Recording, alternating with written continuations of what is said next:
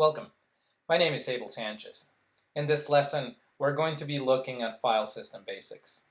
Once you start to write code, you will need to refer to resources on your machine. And by resources, I mean a directory or a file, a song, an image. And in order to do that, you need to understand how information is arranged on your machine and the hierarchy that you have of information. So I have here two windows side by side. On the right-hand side, I have a graphical representation of my file system. You can see here that I am under Users, Able. Let me highlight that. Users, Able, Desktop, and Sample. And on the left-hand side, I have a terminal, a command line utility. And for this, I would use command line tools or commands in order to be able to attain that same information. So you can see here the commands that I will be showing you. You don't need to know these. You simply need to know how to construct those paths. But in order to see our current working directory, we would enter pwd. And you can see here that I am under users/able, roughly right there on that path. Now I can list the files there, or I can also move my current directory, cd, as you can see the commands are down here, the ones that I will be using.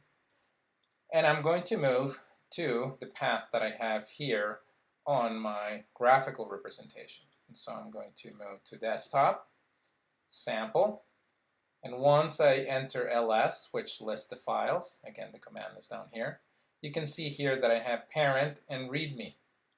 Here's the readme file. If I double click on it, you'll see here that the file opens and you can read it. Hello, I am the readme file. Now I can access the contents of that file here through the command line utility and type more readme, and I would get back the same information as you can see here.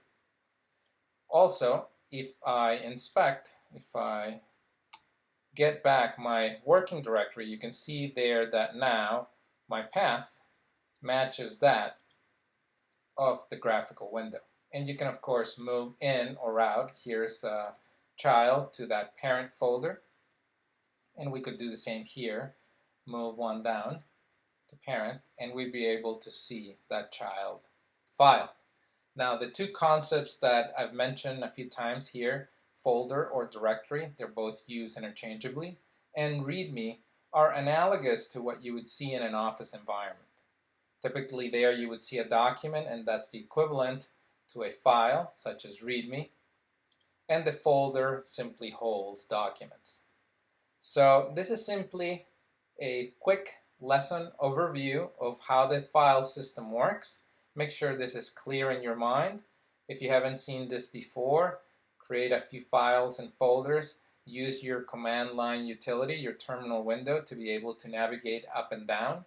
As I mentioned, once we start to create code and you refer to a resource, as I mentioned, an image or a song, you will need to construct those paths.